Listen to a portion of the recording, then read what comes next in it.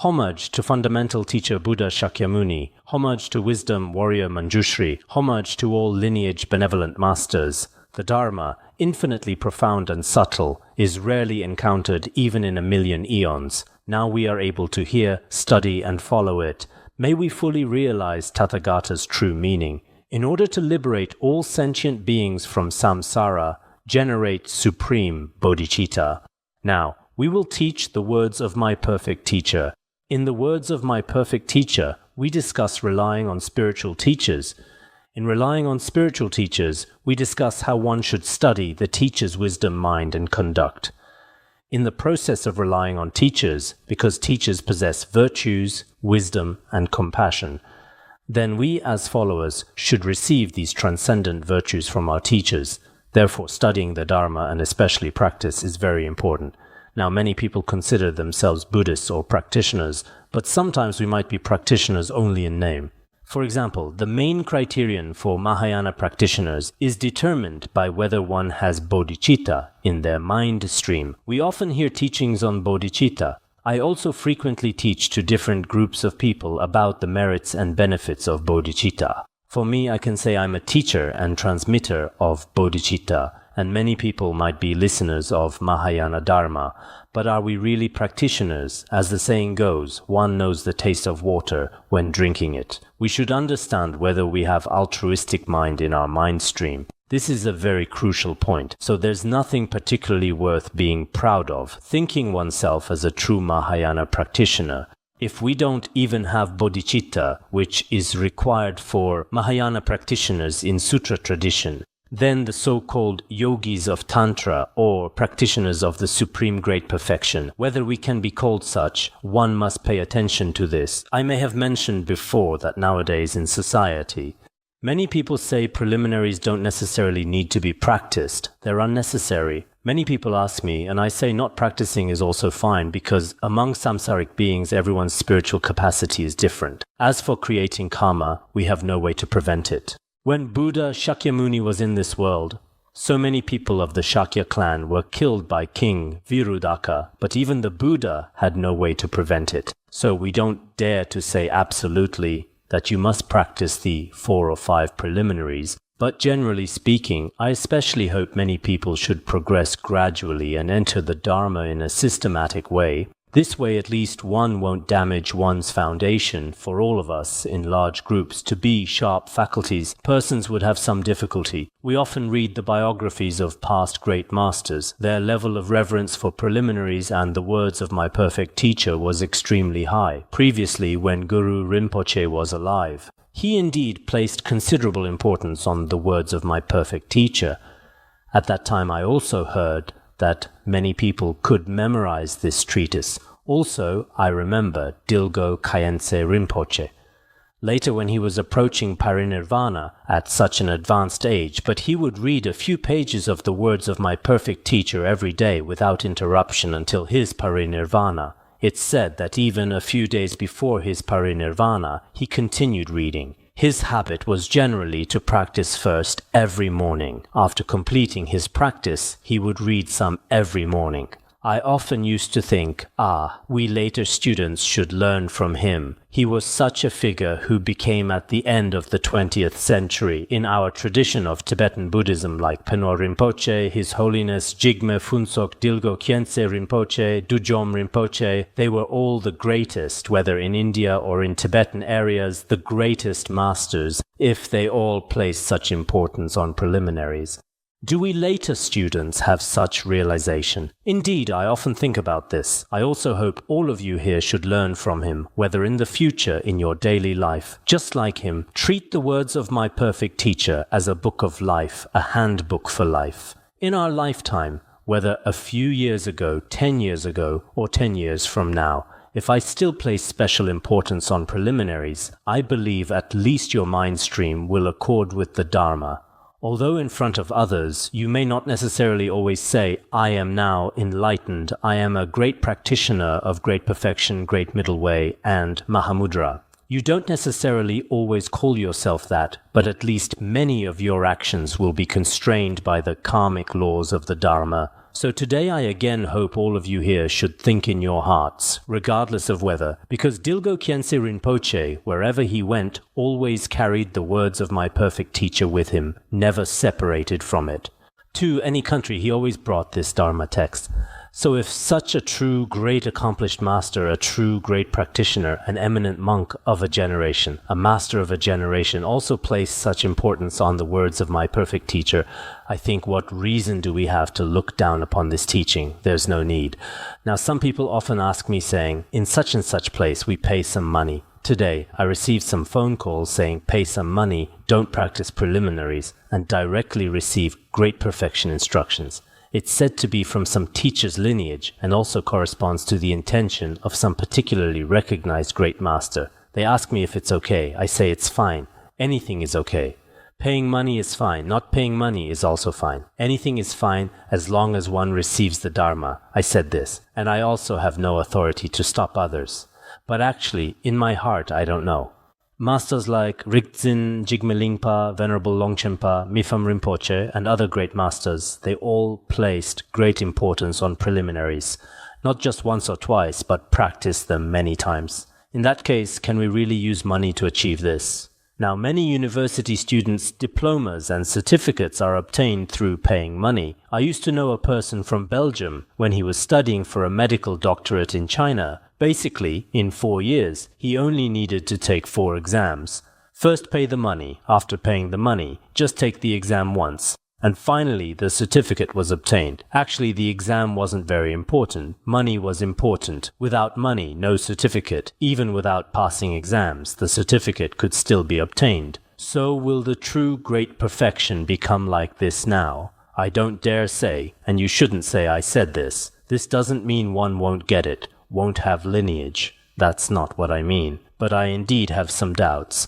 If one can truly receive these instructions, then of course I would rejoice we all might. Those with money basically can receive some supreme teachings without much difficulty. But in the biographies of many great masters, this wasn't found, though perhaps it doesn't need to be found because technology is now quite advanced, plus some modern methods in this way. Many things might be easily within reach just by spending money. Perhaps if we don't value this now, decades later, it might easily come in abundance to our mind stream. There's this possibility I previously read about someone who was also a disciple of Dilgo Khyentse Rinpoche, who is now also very famous in Western countries. In June 1999, in San Francisco, California, USA, he transmitted the words of my perfect teacher to a center. He said at that time, in my lifetime, the words of my perfect teacher is the teaching I value most. I hope 30 years from now, if I'm still alive in this world, I'll still be like this. I have previously received transmissions more than 30 times, just from Dilgo Khyentse Rinpoche alone through his own personal request. He received it 5 times. When the teacher was teaching to other audiences, he also received it 5 times. From Dudjom Rinpoche, he also received it 3 or 4 times. Thus, plus what he received from other teachers, he had previously received it more than 30 times. After I saw this introduction, I thought in my heart, actually, if many of us truly merge our minds with the content of preliminaries every day, there should be progress in practice.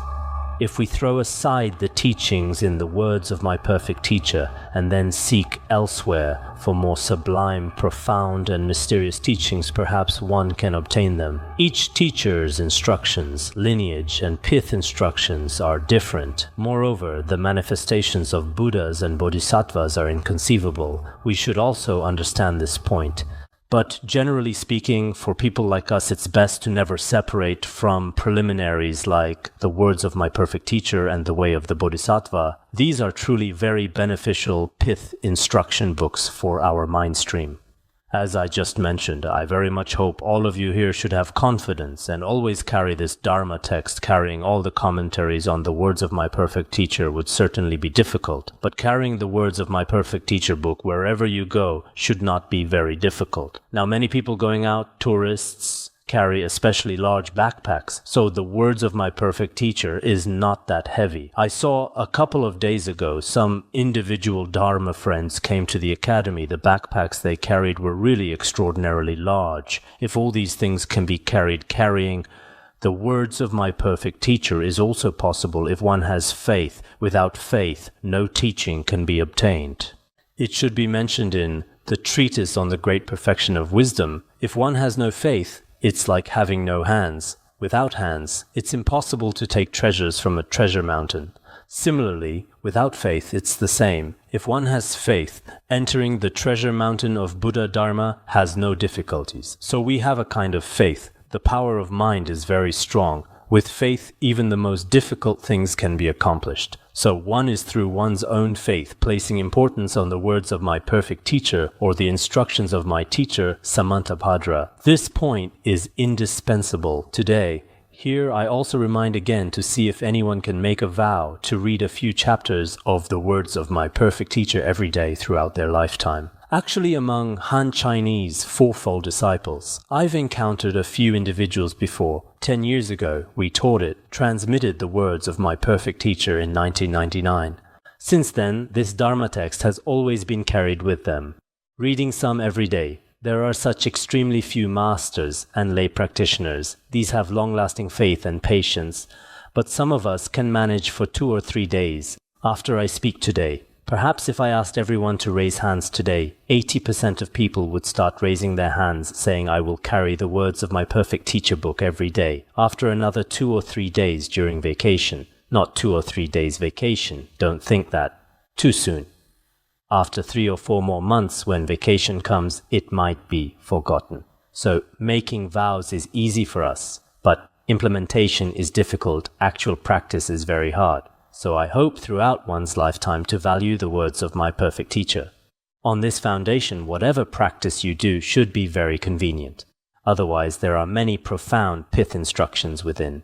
When I teach, sometimes I worry whether you will truly comprehend the meaning, whether you will truly integrate into it, whether there is such a thing. If your mind is scattered at the time, if your wisdom doesn't truly enter into it, it would be very regrettable. Within are some very profound pith instructions. In the future, frequently contemplate them in your life. Frequently compare them with yourself. Then you'll know, oh, this is truly all treasure. Within every sentence and word cannot be abandoned, cannot be given up. All are priceless, wish-fulfilling jewels. One should feel their excellence and meaning. So just on the principle of relying on teachers, I'm also sharing with everyone on one hand, my own experience from many years of studying Buddhism on the other hand, seeing how great masters and patriarchs value preliminaries. In this way, many people here should understand the profound principles within some simple language in Buddhism also. Sometimes without guidance is very difficult to understand thoroughly. So our purpose in relying on spiritual teachers is also like this. Like treasure in darkness, without lamp cannot be seen, it should be mentioned in the flower ornament. Sutra, like treasure in darkness, without lamp cannot be seen. Dharma without someone explaining. Even the wise cannot understand. For example, there is a precious jewel in a dark room, but without light. It's pitch black, completely invisible. Similarly, the Dharma is extremely profound. Even some seemingly simple principles within, if no one provides guidance, no pith instructions to point out, even if your worldly wisdom is extremely superior, you may not necessarily understand the truly profound meaning within. So our purpose in relying on spiritual teachers is also to understand the principles of karmic acceptance and rejection. After understanding, practicing personally is the basic requirement of practitioners. Now continuing next. When sublime teachers uphold bodhisattva conduct and accumulate vast merit and wisdom if one also joins their ranks, even if just with the motivation to offer humble material possessions or doing some things within one's capacity with body and speech, even including rejoicing in mind as shared practice, then depending on the Great One's supreme motivation, whatever virtuous accumulation is obtained, one similarly obtains the same amount. This is when sublime teachers are practicing bodhisattva conduct. They accumulate vast wisdom accumulation, for example our usual Dharma transmission, or as mentioned in some classics before, including printing scriptures and so forth. These are also part of wisdom accumulation. Merit accumulation is building some supports of the three jewels, halls, and also releasing life, doing some virtuous activities. At this time, if one can join in, participate in this, even if you don't have abundant resources or material wealth, even extremely insignificant, very humble material offerings into this, or if you don't have this aspect or are unwilling, but with your body and speech, body motivation, speech praise, even usually for the teacher's great activities, making phone calls, sending messages and so forth, speech-related things, and if unwilling to do these, then in one's heart generate a portion of rejoicing mind, joyful mind, a kind of happiness without jealous mind. In this way, encompassed by the teacher's supreme bodhicitta, whatever merit he obtains, one similarly obtains this passage. I think I remember when we were building the nuns' main hall this year. At that time, some individual benefactors kept requesting to provide some account numbers. Later, they also asked me to write a simple situation at that time, although in terms of funding, building the hall should have no difficulties. But if some individual Dharma friends also rejoice in this, I think with so many monastics, teaching and expounding Dharma every day, hearing, contemplating and meditating every day for each person, it might also be an opportunity. At that time in the letter I included this passage, I think last year.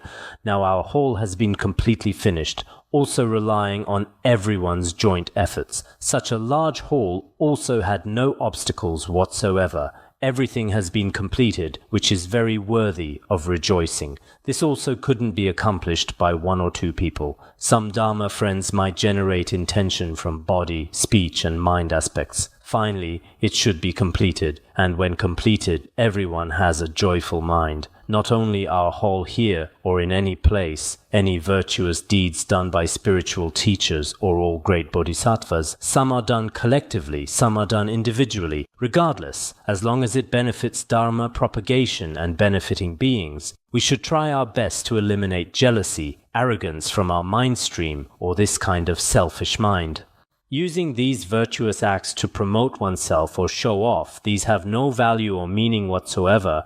If one truly provides some convenience for monastics and sentient beings, especially for their mind streams, to temporarily and ultimately obtain the benefit of true liberation, this is what any of us should strive to do. Here it also mentions that any spiritual teacher, His Holiness, Jigme Phuntsok, also taught before. He often, the old master, whether building halls in our academy or building stupas elsewhere, releasing life and so forth, when teaching about these merits, we also try our best sometimes when we have the ability to help. If we don't have the ability from the heart, contemplate a moment of joyful mind. Actually, this is also very convenient. This kind of merit continuously before these great bodhisattvas' virtuous roots are exhausted. It will also not be exhausted. Here an analogy is given. In the past there were two people who went to Lhasa together. One person had no other food except for a small amount of bean flour. They should be two people at that time when Patrul Rinpoche was in Zachuka. Probably many people from that region when going to Lhasa would bring some tsampa provisions. Besides this, at that time, many people didn't have other things like money or other things. They should not have had them if one person only had bean flour. Pea flour made into powder, that kind of flour, he put the small amount of bean flour into the other person's abundant fine white tsampa and mixed them together. He was quite clever. He brought relatively little. The other person traveling with him brought barley flour, which is tsampa. He brought quite a lot, probably a large bag. At beginning their relationship was also quite good. Then they said, shall we put all our provisions together and use them together? At that time, that person also agreed after a few days. The person with lots of tsampa said to him, your bean flour should be almost finished, right? Now you should stop. You shouldn't eat anymore. Let's go see if it's finished. Then the two people went to look. As a result, they found the bean flour still wasn't finished because it had just been mixed with the tsampa. They looked several times like this. The bean flour never was exhausted. They kept looking. It was like throwing a drop of water into the ocean. Finally, they had no choice but to finish eating it together with all that sampa. There was no way. They ate it together, mixed together. If they went to court, they couldn't win either, so they finished it together. This analogy is the same, no matter what virtuous deeds others do oneself, merely through a little material. Wealth or physical and verbal labor creates good connections will also obtain equal virtuous roots. Here it's also like taking advantage if the teacher spent a lot of money to do something oneself without being stingy. Also like adding a small amount of bean flour, contributing a few cents like this when the time comes before this teacher's, these great masters' virtuous roots are finished until the fruit of Bodhi, it will never be exhausted. What we usually say, a drop in the vast ocean, indeed a drop of water in the ocean before the ocean is exhausted, this drop of water also completely merges with the water's nature as one, impossible to separate. Similarly, so we here should know in the future when true great masters, Buddhas and Bodhisattvas do some great Dharma propagation and benefiting beings' activities oneself also participates bit by bit, slightly, then dedicate the merit. Dedication is very important. This point we've read Sutra of 100 Actions, Sutra of the Wise and the Foolish, and Century of Noble Deeds in many classics after doing a virtuous deed, for example. Today I made some offering, or today I prostrated, circumambulated, and so forth. After completing these virtuous deeds, immediately make aspirations and dedicate. Actually, aspiration and dedication, so-called dedication, means he created a virtuous root. Then the merit of this virtuous root is given to all sentient beings. Aspiration doesn't necessarily have a fixed virtuous root, but one continuously thinks in one's mind, may I become such and such, so dedication can also contain aspiration. The combined meaning of aspiration and dedication should also exist, so one's own aspiration and dedication are very important, especially regarding teachers and spiritual masters. Temporary assignments or errands, even including cleaning the teacher's residence, are all proper paths for accumulating merit. One should do them with full effort. Whatever the teacher assigns or requests to go somewhere, do something. These should all be done wholeheartedly with full effort, even cleaning and so forth. These also have great merit. Previously, it seems in the Kadampa school there was Geshe Jayulwa, a disciple of Geshe Chengawa. He was usually particularly obedient when he was offering mandala. If the teacher called, he wouldn't say, let me finish the offering first, then I'll come. He would immediately stop, put it there and go. If he was writing, when the teacher called something, he would immediately stop. He wouldn't say, let me finish writing, then come, wait a moment. He wouldn't say that he would carry water for the teacher, make fire and sweep the floor once when sweeping out garbage. It seems he put it in his clothes, preparing to dump it outside at this time. While he was going down the stairs, he suddenly entered samadhi, meditative concentration. Then in the pure vision, he directly saw many Buddhas and Bodhisattvas. From then on, he became a great accomplished master. So the teacher's some simple activities actually also have extremely great merit. Previously, Sakya Pandita Kunga Gyaltsen, once when serving his root teacher Jetsun Drakpa Gyaltsen when he was sick, during the process of helping him, because of the teacher's blessing power at that time, he had already met Bodhisattva Manjushri face to face. From then on, our region's famous Sakya Pandita, called one of the three great Manjushris. He also initially met Manjushri through this kind of auspicious connection obtained in the state of generating reverence toward the teacher. In Nagarjuna's Panchakrama, the first is the stage of self-blessing. So here, it mainly teaches, I don't know if there's a Chinese version, it seems there isn't in the language. This scriptural reference is often quoted Yongzin Yeshe Gyaltsen of the Gelug school. He composed a commentary on offering to the Lama. This commentary quotes many scriptural references. I've read it inside. It says everything depends on the teacher's blessing to obtain enlightenment. In this regard, it explains many principles. So we should usually serve our teachers in our daily practice. But some people might think, for example, a teacher has many disciples now, many people for the teacher's food and drink, for the teacher's meals, for the teacher's, some, for example, a teacher goes to a big city. This disciple also wants to host him. That disciple also wants to host him. Then the disciples start fighting among themselves. I heard before about an old teacher who went to a city as a result. Two factions of disciples. When the teacher just got off the plane, disciples from both sides pulled The teacher almost manifested parinirvana right there, because both sides pulled extremely hard. Later, another group's power was relatively stronger. They forcibly put the teacher in their car, then the car sped away. Such competition is actually not serving the teacher, actually. A true teacher doesn't necessarily have so much dust every day. All disciples go into the teacher's room, quarreling with each other, then sweeping. It's unnecessary.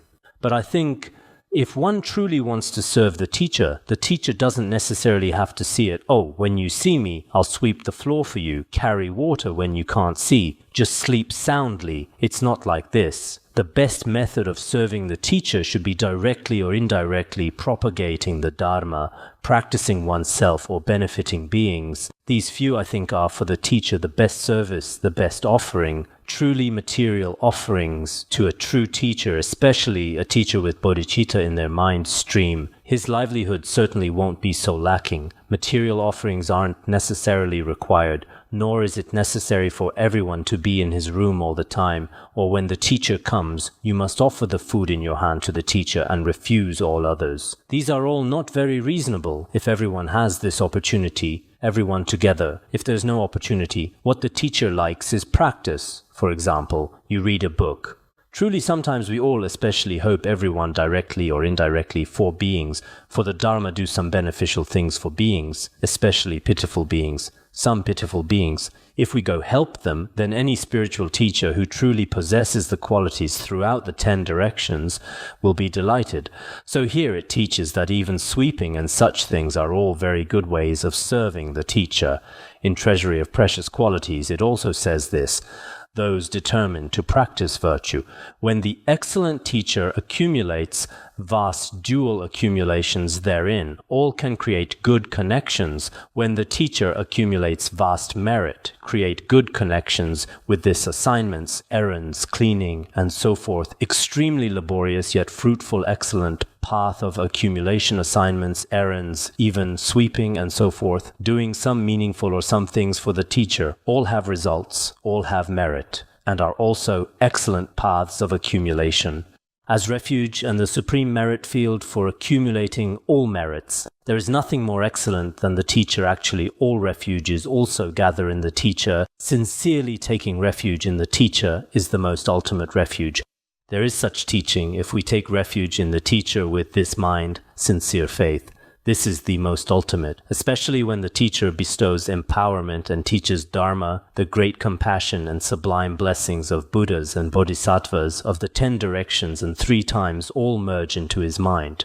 Stream thus abiding in a state indivisible from all Buddhas.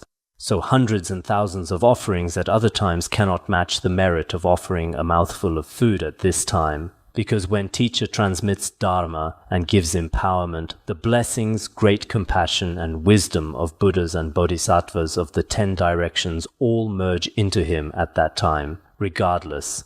The teacher's wisdom, mind, or the teacher's essence is indivisible from all Buddhas. I've mentioned before in Chagme Rinpoche's Mountain Dharma, it says when the teacher gives empowerment and transmits Dharma, if the teacher is truly a great accomplished master, needless to say, even if not a great accomplished master, the teacher is an ordinary person, but if an ordinary person, the blessings and wisdom of Buddhas and Bodhisattvas of the 10 directions all merge into him. Then after finishing teaching the Dharma, the Buddhas and Bodhisattvas of the 10 directions each return to their own pure lands. So when teaching scriptures or giving empowerment, although the teacher is an ordinary person, but because of the power of Dharma, the blessing power of Dharma is quite great. So naturally, all Buddhas of the 10 directions merge into his body at this time toward him.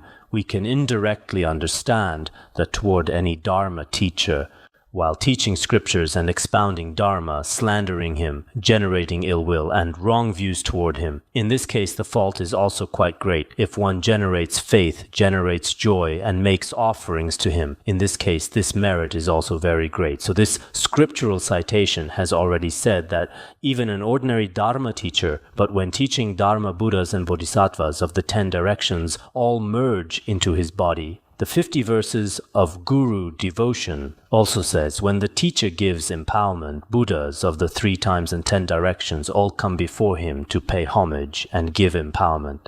Some commentaries say that transmission of Dharma can also be understood indirectly in this way, so at this time making offerings also has great merit. But when the teacher transmits Dharma, having many food offerings is not necessarily beneficial for the teacher sometimes. The teacher may not necessarily be able to consume these foods. So I think among true offerings, as we discussed that day, offerings that don't abandon beings, offerings that don't abandon bodhicitta, offerings of constant practice, and also generating motivation for the teacher's beneficial activities. I think this is particularly important, for example, if there are many truly wise, stable people around a teacher and also experienced people in various aspects to generate motivation, then the teacher's activities naturally unfold. If the teacher's activities unfold, actually the purpose of the teacher's presence in the world is Dharma propagation and benefiting beings. Besides this, a true spiritual teacher cannot possibly be for his own livelihood or survival. What is the purpose of worldly people's presence in the world? Oh, buy a house, buy a car, then have a family in the family, renovate the house well, after renovating well, have a stable job with a stable job, often go traveling outside.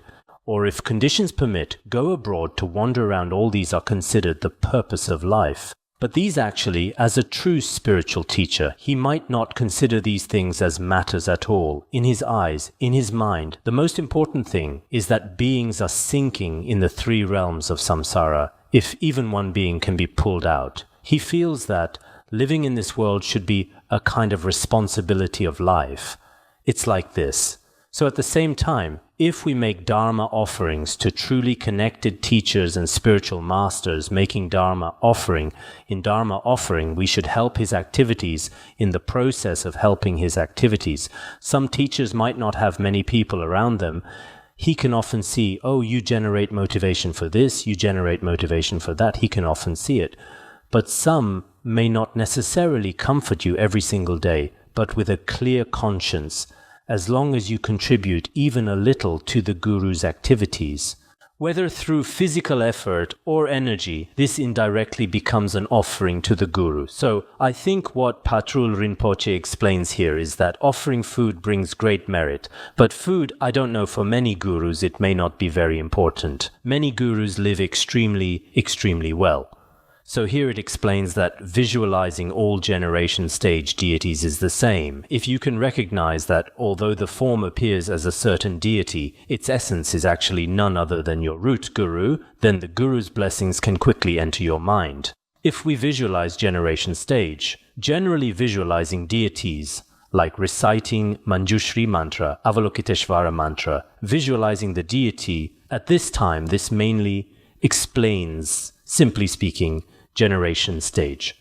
So when visualizing generation stage, the forms can all be visualized as different ones, like Manjushri, Avalokiteshvara, etc.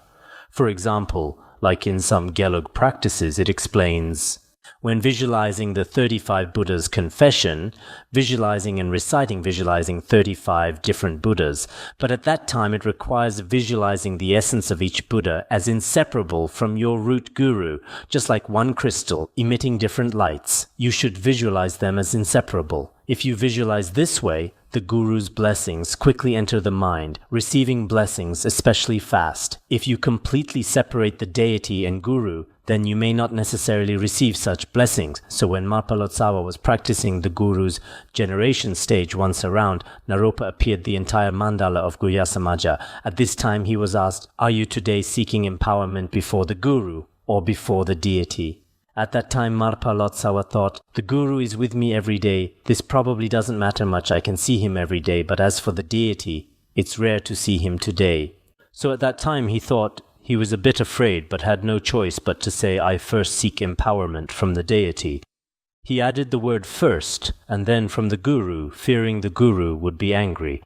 After he said this, the entire deity mandala completely dissolved into Naropa's mind stream and disappeared. At this time, Venerable Naropa also said before the Guru appears in the world, the name of Buddha also doesn't exist. All 1,000 Buddhas of the good Kalpa are my emanations. When he said this, he finally realized that actually the deity and Guru are inseparable. So when practicing generation stage, it's also visualizing the Guru. Many of us practice Avalokiteshvara, practice Manjushri. At this time, it should be inseparable from the root Guru. The form is the deity. Think this way. When cultivating completion, stage wisdom in the mind stream, it also completely depends on sincere faith and respect for the Guru, plus the Guru's blessings. Having devotional faith yourself, plus the Guru's blessing power, the wisdom realized in the Guru's mind stream will definitely arise in your mind stream. In practicing completion stage, generally we practice formless completion stage and with form completion stage, with form completion stage. Practices many methods of channels, energies, and essences. As for formless completion stage, all the wisdom in the Guru's mind stream merges into oneself. This is one method. This method is the most definitive way of practicing deity yoga. So when we practice, we should first think the Guru is everything, inseparable from Buddha. This is very important. In the Sutra, Great Tantra King, Buddha also explains this way. The source of supreme great bliss is no different from all Buddhas. Through the Acharya, one obtains the supreme ultimate, because the source of supreme great bliss or selfless wisdom is actually that Buddha and Guru are inseparable. That is to say, the Acharya and all Buddhas are completely inseparable. This is obtaining the supreme ultimate fruition. Therefore, we should first know that all Buddhas and the Guru are inseparable. Only in this way can the wisdom in the mind stream mature. Actually, in China, there is also such a story. Previously, at Mount Zhongnan, there was a monk called Dushun. Perhaps everyone has heard of him. One of his disciples had followed him for over 30 years. Once he really wanted to go to Mount Wutai to pay homage to Manjushri Bodhisattva. Then the master kept telling him, actually some people seem possessed and insist on leaving, then talking about the merits of various other places, this and that, not knowing what obstacles might arise in the future, completely unaware. Then he insisted on going. The master had already spoken many times, but he had already decided. There was no way. He said he must go see Manjushri Bodhisattva all the way to Mount Wutai.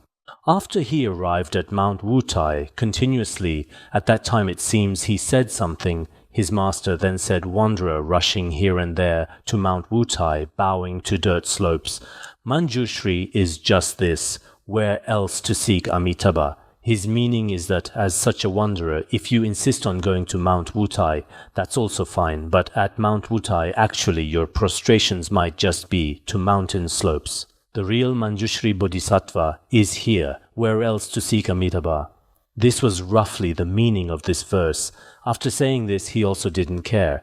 Perhaps the master was very angry. I don't want to stay by the master's side. He also didn't pay attention. Finally, at Mount Wutai, he met an elderly person, then asked him where he came from and what he came here to do. He said, I came from Mount Zhongnan, here to pay homage to Manjushri Bodhisattva. Later this elderly person told him, Manjushri Bodhisattva is not here now. He should be at Mount Zhongnan. He already knows. Your master Dushun, I don't know if he said this specifically. Later he was very regretful. He said, that's impossible. I've already followed him for many years. I just came from there. Finally that elder said, having eyes doesn't necessarily mean seeing the true nature. Go back quickly. If you're late, you won't have a chance to see him. At this time, the elder suddenly disappeared completely. He felt it was very extraordinary and quickly rushed back. One step too late, his master had already passed away. This is a rather famous story in China as well. So from this we can also see, of course here it says, Manjushri Bodhisattva is not at Mount Wutai. This can also be said for certain beings. Actually Manjushri Bodhisattva is everywhere. We should say there are many Manjushri Bodhisattvas at Mount Wutai, but for him we should say at Mount Wutai. He couldn't see Manjushri Bodhisattva. His own root guru was Manjushri Bodhisattva. Previously in Master Tsongkhapa's biography, it also says one day it seems his disciple Kedrupje, he especially missed his master. Then I forgot, I think, in Chronicles of Mount Wutai that I wrote 20 years ago, there is, at that time, he also especially longed for Manjushri Bodhisattva and made offerings. Later, in Pure Vision, it appeared, saying, Manjushri Bodhisattva, one at Mount Wutai, one at some place, is it Tushita heaven? There is also such a saying, I don't remember this story very clearly. So what was explained earlier about generation stage and completion stage, etc., the essence of all practices is included within the Guru. All sutras and tantras say the Guru is the true Buddha, including the Avatamsaka Sutra, and many sutras of the exoteric teachings, the Lotus Sutra, etc. In these sutras, it consistently explains that the Guru is the emanation of Buddha, or inseparable from Buddha. In the Treasury of Precious Qualities, it says this way, "What is the refuge and field of merit? Practicing Guru Yoga, inner and outer too. The essence of all generation and completion practices is encompassed in the Guru. Sutras and Tantras say the Guru is the true Buddha. The above has already been introduced. Therefore, the Guru's intention always abides inseparable from all Buddhas. However, in order to guide us, impure beings, to be trained, he manifests in human form."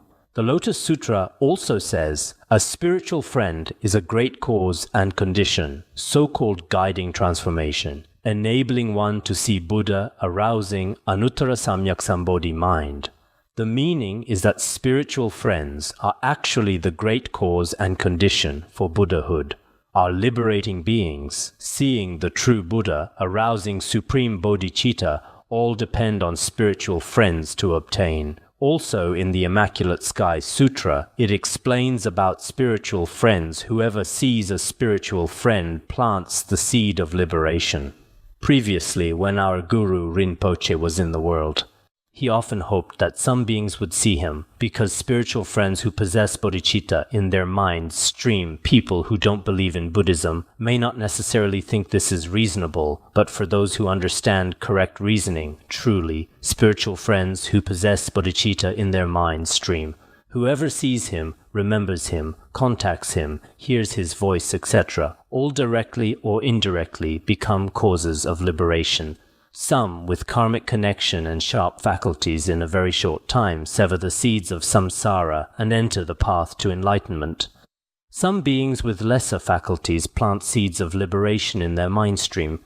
Then their virtuous roots mature and are nourished. Gradually in the future they will obtain liberation, possessing such power. So here it also explains that actually a true guru, his intention has no difference whatsoever from Buddha. Before us humans, he merely manifests in human form. We must wholeheartedly follow the teachings during the Guru's lifetime through the 3 types of service explained above. Make your mind and the Guru's wisdom become inseparable.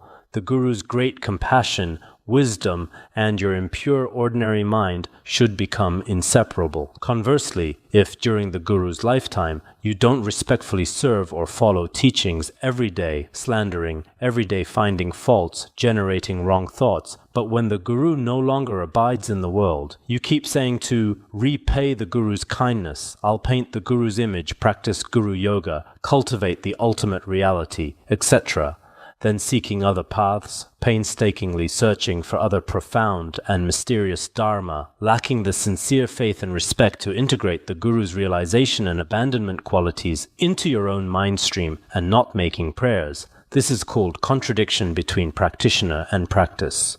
When the Guru is alive, you fundamentally don't follow the teachings. Truly beneficial things for beings you're unwilling to do, unwilling to get close, often staying away. Actually, many of us, in the process of following a guru, often have this situation when the guru is present. You're unwilling to do what the guru most likes, what the guru most dislikes, most detests, most disapproves of. Some behaviors you're very confident in. Then, after the guru departs, I want to practice the guru's image, repay the guru's kindness, print Dharma books. Of course, these are acceptable on one hand, but on the other hand, if when the Guru is present you don't serve well, don't pray well, don't make the Guru happy and generate respect, but after departing from the world, you do these things actually. There's contradiction between practitioner and practice. The practitioner is the root of all practices. Practicing the Guru is very important, but if the Guru being practiced is not pleased, not accepting, if in the end you practice with the practitioner, it's fundamentally impossible to succeed. So generally speaking, when the guru is alive, you should serve yourself. This is very important. Many people don't necessarily have many opportunities to follow spiritual friends. Of course, for true following, actually when the guru is alive, some behaviors are also very important. If the guru is not present but truly benefiting beings continuing this motivation, continuing to fulfill the guru's aspirations, actually, this is also a kind of following behavior. This is one actually with the guru. There's another aspect which is prayer. This is very important. I see in the biographies of many great masters from Sakya, Kagyu, and Gelug schools, including many great masters from our Nyingma school. They often pray to their gurus. This is very important. I've also taught this. If you don't pray, although the guru is like a wish-fulfilling jewel, the qualities in his mind stream can be shared with countless beings with karmic connection. But without prayer, it's like before a wish-fulfilling jewel in the past. Without making prayers, it doesn't grant what is desired. For example, a computer in our present world, if we often use it, it can do many things. If you don't use it, although an excellent computer has various functions, but if we ignore all these functions and programs, it just remains idle like this. Therefore, although the guru is an embodiment of impartial wisdom and compassion, but as disciples, as receivers, often pray to the guru with a respectful mind. If you pray this way, the qualities in the guru's mind stream are obtained directly or indirectly. So in our journey to Buddhahood, we should rely on the guru, especially if we pray with respect. An invisible power naturally merges into your mind. At this time, after nourishing your mind, practicing any dharma becomes very easy, without afflictions. Someone said long ago, I met a lay practitioner. She said, my life can be summarized in one word. I said, what is it? It's fan, the fan of affliction. So if the guru's blessings truly merge into your mind, then this afflictive fan immediately disappears without a trace. There won't be suffering. It should be like this. To meet the guru in the bardo state, receive the guru's blessings and guidance, pointing out the path, etc., also requires your boundless, sincere faith and respect to unite with the guru's compassionate aspiration. Only then can such a realm manifest. In the bardo, we also pray for the guru to save us, liberate us. This also requires your boundless respect and the guru's compassion. This profound karmic connection must be complete. Of course, it's impossible for the guru to truly personally go to the bardo realm to meet each disciple. If the guru has many disciples every day, one dies today, one dies tomorrow, then the guru wouldn't have time every day just waiting in the bardo realm. If you yourself lack devout faith and don't respect the guru, then no matter how excellent the guru is, it's impossible to appear in the bardo realm to guide your path. If you yourself lack faith, then the guru appearing in pure vision is impossible. So I often think, for example, our pure mind toward the guru truly in this lifetime, often praying like this when encountering difficulties and obstacles, it often appears actually the karmic manifestations of good and evil through my own experiences.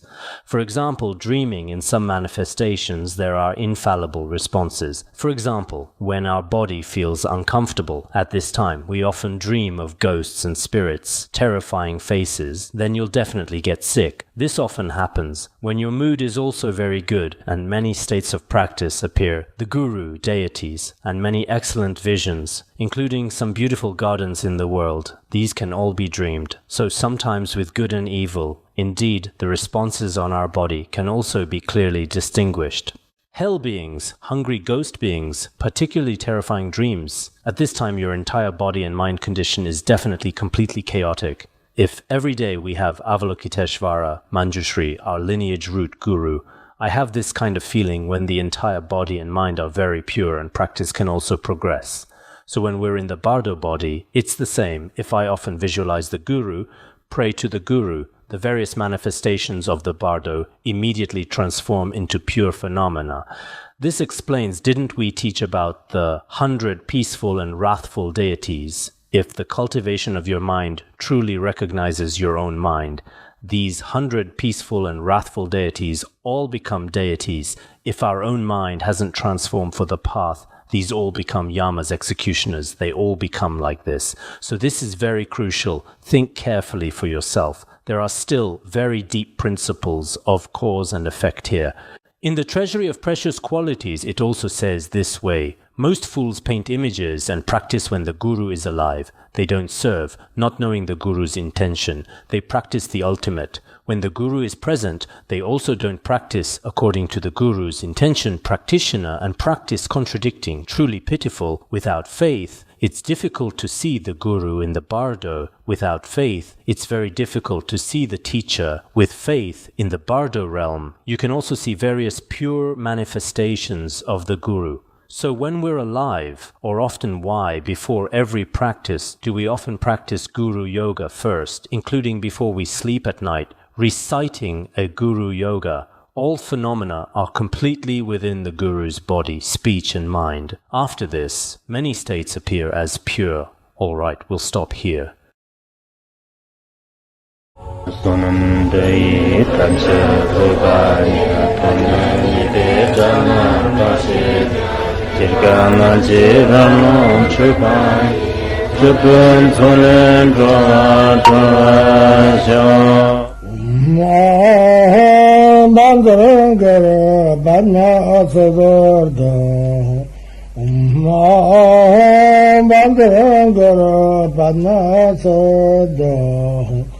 Om